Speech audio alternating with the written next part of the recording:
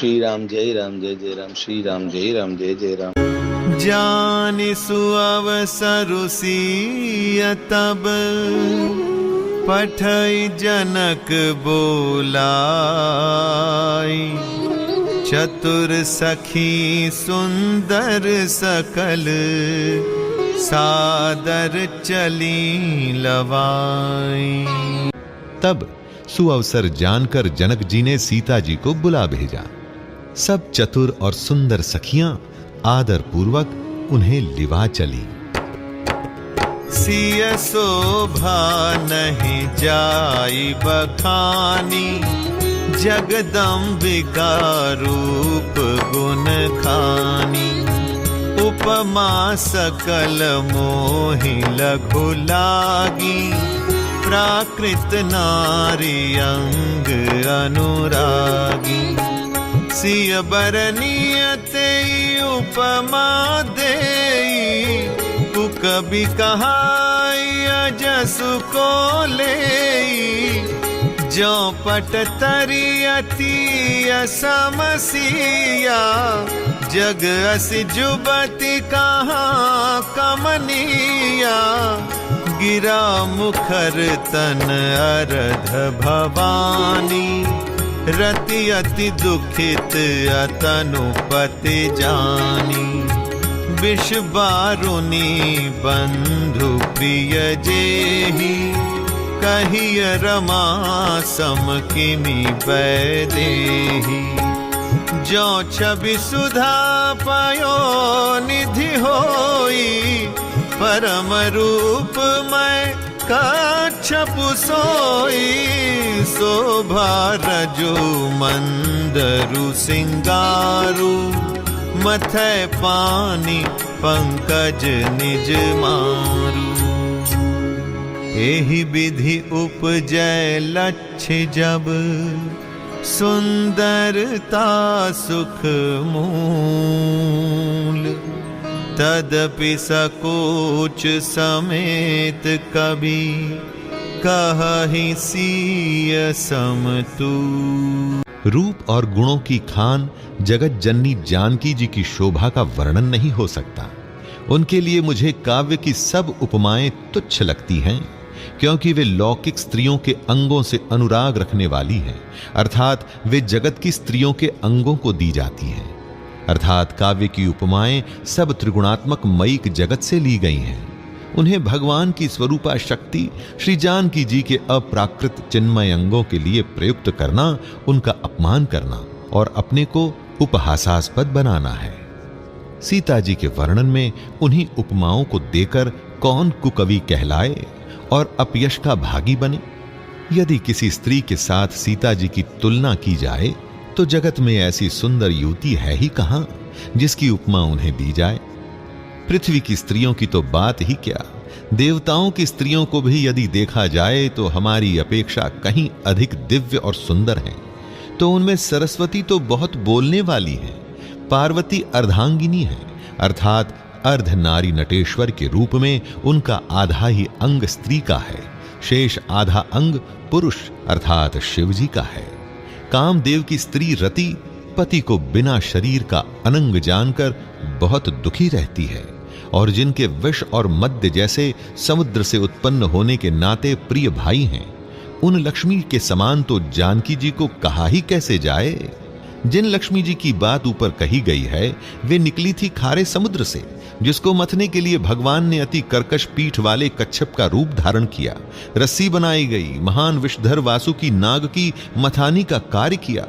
अतिशय कठोर मंदराचल पर्वत ने उसे मथा। सारे देवताओं और दैत्यों ने मिलकर जिन लक्ष्मी को अतिशय शोभा की खान और अनुपम सुंदरी कहते हैं, उनको प्रकट करने में हेतु बने ये सब असुंदर एवं स्वाभाविक ही कठोर उपकरण। ऐसे उपकरणों से प्रकट हुई लक्ष्मी जी श्री जानकी जी की समता को कैसे पा सकती हैं? हां, इसके विपरीत यदि छवि रूपी अमृत का समुद्र हो, परम रूपमय कच्छप हो, शोभा रूप रस्सी हो, श्रृंगार रस पर्वत हो और उस छवि के समुद्र को स्वयं कामदेव अपने ही कर कमल से मथे, इस प्रकार का संयोग होने से जब सुंदरता और सुख की मूल लक्ष्मी उत्पन्न हो तो भी कवि लोग बहुत संकोच के साथ सीता जी के समान कहेंगे। चली संग लय सखी सयानी, गावत गीत मनोहर बानी। सोहनवल तनु सुंदर सारी, जगत जननी अतुलित छवि भारी। भूषण सकल सुदेश सुहाए, अंग अंग रचि सखिन बनाए। रंग भूमि जब सिय पगुधारी, देखी रूप मोहे नर नारी। हर्षि सुरन्ह दुंदुभि बजाई, बरषि प्रसून अपछरा गाई। पानी सरोज सोह जयमाला, हव चट चितय सकल भुआला। सिय चकित चित राम ही चाहा, भय मोह बस सब नर नाहा। मुनि समीप देखे दो भाई, लगे ललकी लोचन निधि पाई। गुरजन लाज समाज बड़, देखी सिय सकुचानी।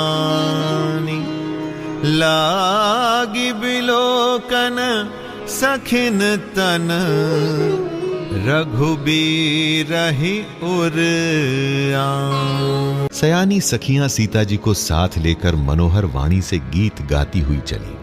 सीता जी के नवल शरीर पर सुंदर साड़ी सुशोभित है। जगत जननी की महान छवि अतुलनीय है। सब आभूषण अपनी अपनी जगह पर शोभित हैं, जिन्हें सखियों ने अंग अंग में भली भांति सजाकर पहनाया है। जब सीता जी ने रंग भूमि में पैर रखा, तब उनका दिव्य रूप देखकर स्त्री पुरुष सभी मोहित हो गए। देवताओं ने हर्षित होकर नगाड़े बजाए और पुष्प बरसाकर अप्सराएं गाने लगी। सीता जी के कर कमलों में जयमाला सुशोभित है। सब राजा चकित होकर अचानक उनकी ओर देखने लगे। सीता जी चकित चित्त से श्री राम जी को देखने लगी। तब सब राजा लोग मोह के वश हो गए। सीता जी ने मुनि के पास बैठे हुए दोनों भाइयों को देखा तो उनके नेत्र अपना खजाना पाकर ललचाकर वहीं अर्थात श्री राम जी में जा लगे। परंतु गुरुजनों की लाज से तथा बहुत बड़े बड़े समाज को देखकर सीता जी सकुचा गई। वे श्री रामचंद्र जी को हृदय में लाकर सखियों की ओर देखने लगी। राम रूप अरुसिय छवि देखें, नर नारिन परिहरि निमेषे। सोचहि सकल कहत सकुचाहि, विधि सन विनय करहि मन माहि। हरु विधि बेगी जनक जड़ताई, मति हमारी असी देहि सुहाई। बिनु विचार पनु तज नर नाहु, सिय राम कर कर विबाहु। जगु भल कहि भाव सब काहू, हठ कीन्हे अंतहु उरदाहु। एहि लाल सामगन सब लोगु, बरु सांवरो जानकी जोगु। श्री रामचंद्र जी का रूप और सीता जी की छवि देखकर स्त्री पुरुषों ने पलक मारना छोड़ दिया। सब एकटक उन्हीं को देखने लगे। सभी अपने मन में सोचते हैं पर कहते सकुचाते हैं। मन ही मन वे विधाता से विनय करते हैं। हे विधाता, जनक की मूढ़ता को शीघ्र हर लीजिए और हमारी ही ऐसी सुंदर बुद्धि उन्हें दीजिए जिससे बिना ही विचार किए राजा अपना प्रण छोड़कर सीता जी का विवाह राम जी से कर दें।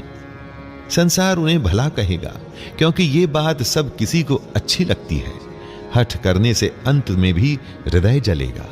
सब लोग इसी लालसा में मग्न हो रहे हैं कि जानकी जी के योग्य वर तो ये सांवला ही है।